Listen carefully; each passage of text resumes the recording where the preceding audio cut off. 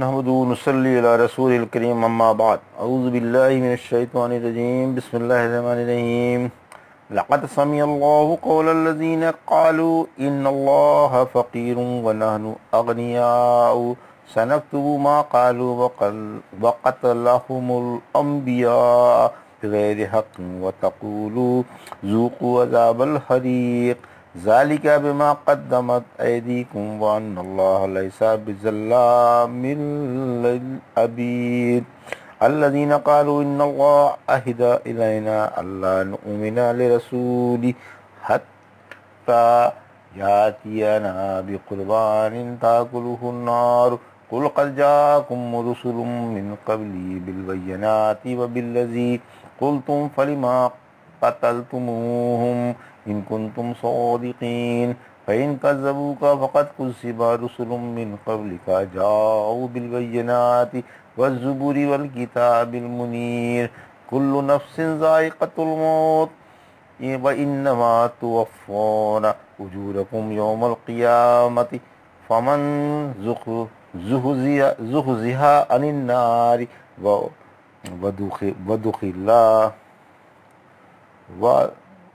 وَأُدْخِلَ الْجَنَّةَ فَقَدْ فَازَ وَمَا الْحَيَاةُ الدُّنْيَا إِلَّا مَتَاعُ الْغُرُورِ لَتُبْلَوُنَّ فِي أَمْوَالِكُمْ وَأَنفُسِكُمْ وَلَتَسْمَعُنَّ مِنَ الَّذِينَ أُوتُوا الْكِتَابَ مِنْ قَبْلِكُمْ وَمِنَ الَّذِينَ أَشْرَكُوا أَذًى كَثِيرًا وَإِنْ تَصْبِرُوا وَتَتَّقُوا فَإِنَّ ذَلِكَ مِنْ عَزْمِ الْأُمُورِ۔ ابھی آپ نے سورہ آل عمران کی آیت 181 سے 186 کی تلاوت سماعت فرمائی۔ ان آیتوں کا ترجمہ اور تفسیر اس طرح ہے۔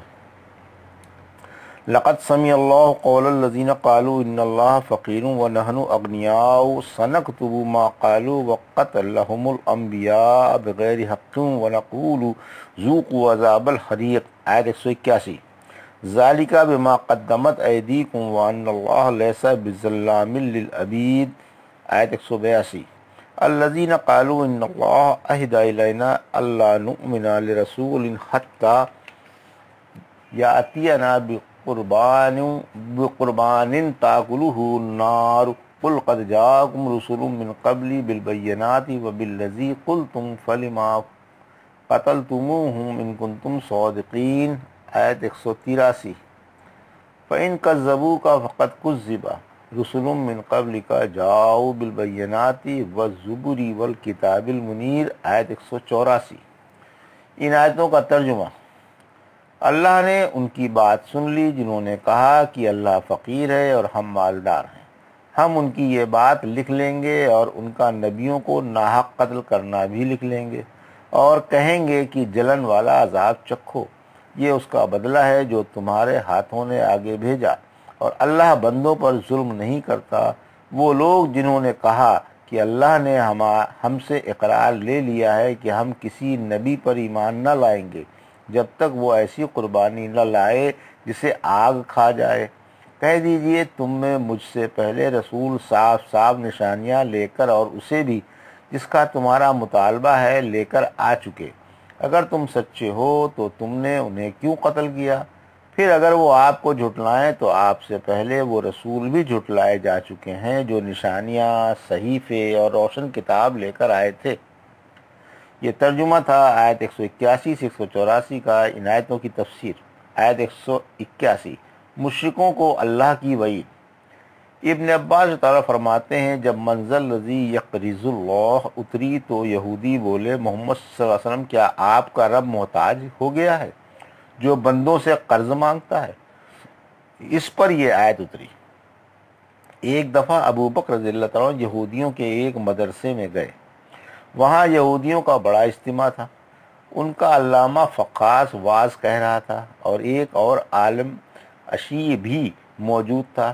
ابو بکر رضی اللہ عنہ نے فقاس سے کہا تمہارا ایمان نہ لانا سخت افسوس کی بات ہے، اللہ سے ڈر جاؤ اور مسلمان ہو جاؤ۔ تم کو خوب معلوم ہے کہ محمد صلی اللہ علیہ وسلم اللہ کے سچے رسول ہیں، حق لے کر آئے ہیں اور تورات و انجیل میں آپ کی صفتیں موجود ہیں۔ فقاس کہنے لگا ہمیں ایسے اللہ کی ضرورت نہیں جو فقیر ہو اور ہماری طرح ہم سے بلک بلک کر مانگے۔ وہ تو ہمارا محتاج ہے اور ہم اس سے بے نیاز ہیں۔ اگر وہ غنی ہوتا تو ہم سے کیوں مانگتا، جیسا کہ تمہارے نبی فرما رہے ہیں، ہمیں تو سود سے منع کرتا ہے اور خود سود دیتا ہے۔ اگر مالدار ہوتا تو سود کیوں دیتا؟ ابو بکر رضی اللہ عنہ غصے میں بھر کر اور فخاذ کے منہ پر زور سے ایک تھپڑ مار کر اس کی قسم جس کے ہاتھ میں میری جان ہے، اگر معاہدہ نہ ہوتا تو میں یقیناً تیری گردن اڑا دیتا، اصل کے ہو تو جہاں تک ہو سکے جھٹلاتے ہی رہو۔ فخاذ رحمت عالم صلی اللہ علیہ وسلم سے ابو بکر رضی اللہ عنہ کی شکایت کرتا ہے۔ آپ انہیں بلا کر پوچھتے ہیں کہ تم نے اس کے تماچا کیوں مارا؟ ابو بکر رضی اللہ عنہ کہنے لگے، اس نے اللہ کی شان میں نامعقول و گستاخانہ بات کہی تھی، اس کی اللہ تو نادار ہے اور ہم مالدار ہیں۔ اس بے ادبی پر مجھے غصہ آ گیا اور میں نے اسے سزا دی۔ فخاذ مکر جاتا ہے اور کہتا ہے کہ میں نے تو کچھ بھی نہیں کہا۔ اس پر یہ آیت اتری، یہ جو فرمایا کہ ہم ان کی بات لکھ لیں گے، اس میں سخت وعید ہے، اسی وجہ سے اس کے بعد قتل انبیاء لایا گیا، یعنی ان کی اللہ کے بارے میں یہ گستاخی اور اللہ کے رسول صلی اللہ علیہ وسلم کے بارے میں یہ معاملہ، انہیں ان کے کرتوتوں کی قرار واقعی سزا دی جائے گی اور انہیں ذلیل کرنے کے لیے کہا جائے گا کہ لو جلن کا عذاب چکھو۔ آیت 182، یعنی قیامت کے دن ان پر جو عذاب ہوگا وہ ان کے کرتوتوں ہی کا بدلہ ہوگا اور سراسر انصاف پر مبنی ہوگا، کیونکہ مالک اپنے غلاموں پر ظلم نہیں کیا کرتا۔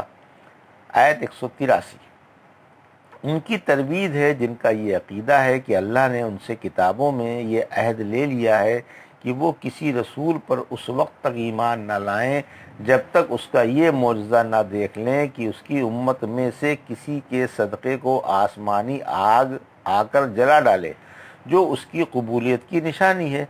اللہ انہیں نبی کی زبانی جواب دیتا ہے کہ آپ ان سے یہ فرمائیں کہ مجھ سے پہلے بڑے بڑے معجزے اور اس آگ کو جو مقبول نیازیں کھا لیتی تھی لے کر بہت سے انبیاء آئے، پھر تم نے ان کی مخالفت کیوں کی؟ کیوں انہیں جھٹلایا اور کیوں ان سے عداوت رکھ کر انہیں ناحق قتل کیا؟ اگر تم اس میں کہ ہم حق کے پیروکار اور انبیاء کے تابع دار ہیں سچے ہو تو تمہیں ایسا ہرگز نہیں کرنا چاہیے تھا۔ معلوم ہوا کہ نہ تم حق کو مانتے ہو اور نہ کسی نبی کو۔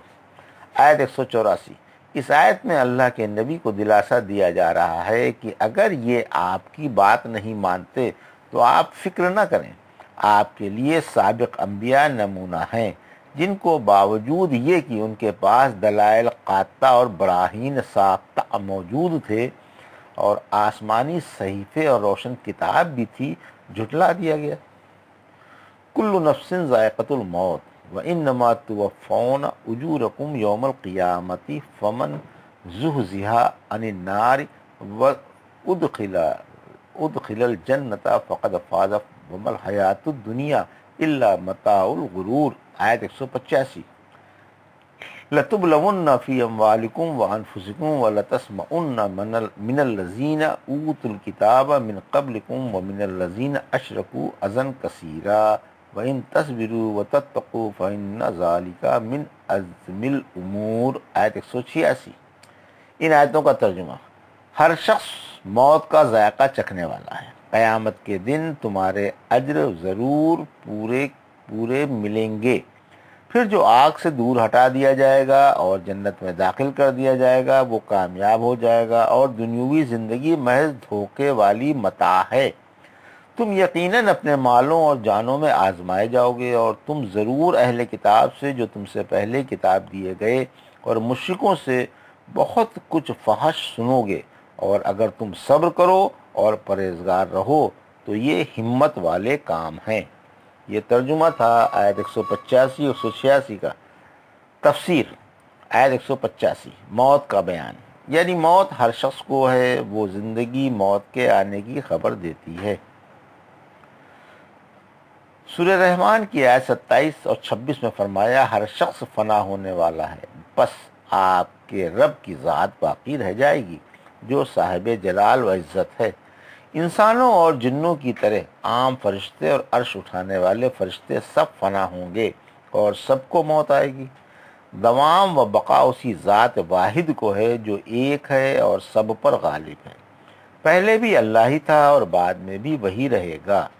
اس آیت میں تمام انسانوں کی موت کی خبر ہے کہ روئے زمین پر کوئی باقی نہیں رہے گا، سب فنا ہو جائیں گے، اور جب دنیا کی مدت ختم ہو جائے گی اور وہ آخری روح جو قلب آدم اور میں مقدر ہو چکی تھی وجود میں آ جائے گی اور مخلوق کی پیدائش ختم ہو جائے گی، تو اللہ قیامت قائم کر کے ہر ایک کو اس کے عملوں کا بدلہ دے گا، خواہ ادنا عمل ہو یا اعلیٰ، تھوڑا ہو یا بہت، اور بڑا ہو یا چھوٹا، اور کسی پر رائے برابر ظلم نہ ہوگا۔